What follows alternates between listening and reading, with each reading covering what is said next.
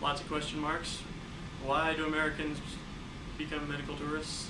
Why do Americans do anything? It's about money. That's the key to this right now.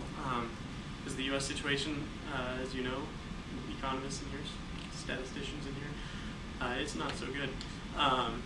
So it's very inefficient. Spend $2.2 trillion annually for healthcare in the U.S., but there's still a ton of unemployed people. Employers are saying pay more towards your own insurance, or just dropping it completely because they can't afford it. It's just, that's the trickle-down effect that has been talked about apparently. It's not going the right way. 46 million Americans are uninsured. Those numbers are pretty consistent. At least that many more are underinsured. I had health insurance through my company, and they said, we'll pay up to $175 a year for an MRI. And I have to have MRIs twice a year, and they're a lot more than $175. I mean, I would have had to pay $15,000 a year out of my own pocket, which is probably half of what I was making at the job where I was technically insured. So just being insured isn't even that helpful. So right now, a Harvard study said half of all bankruptcies are caused by medical bills, and half of those people started out having medical insurance when they started having health problems. So here's what happens if you go to Thailand or India for any of these procedures, like that heart valve one. It's $160,000 in the U.S.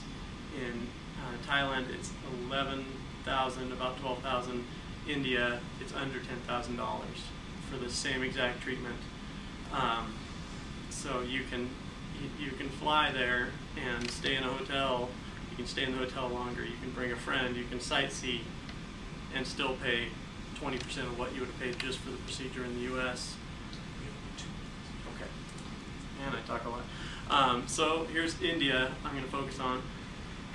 Excuse me. There's a lot of literature on India, so 60–90% savings, even more than that.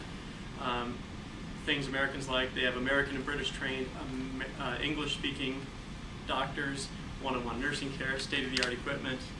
They have billion-dollar hospitals. They're private hospitals. Shorter waiting times, longer hospital stays. So the negative aspects is what I'm focusing on this term a little more. There's environmental concerns about more people flying, but I don't really think that makes any sense because there's not so many medical tourists that the airlines are actually creating more flights. So that doesn't make a ton of sense to me. Lack of malpractice laws has actually been kind of denounced too, because the companies in the U.S. will guarantee that you have that protection. They guarantee everything they would guarantee in the U.S. Supervirus. So the ones that make some sense, the effect on the local economies, and then there's some rogue forms of medical tourism. There's rogue forms of anything. So I'm going to focus on the economies here. Here's India. They make $2 billion a year from that, so it's bringing money into their economy. They have state-of-the-art hospitals. They have all these other things that I talked about before, specialty surgeons, but they're private hospitals, so they don't really add to the good of the people. As in the bottom there, most of India is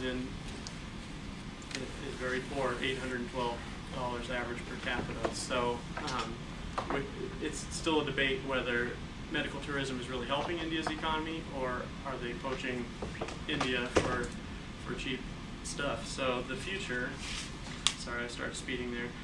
Sociologists, we like to say the only certainty is change. Medical tourism is no different. The industry has risen exponentially in the last decade and has no signs of slowing down. There's speculation that the trend will expand into a worldwide global healthcare system. At the very least, hopefully it will cause the U.S. to repair its inefficient current system. And I think that is it. Just sped through the end there. Thank you. Why do you say super?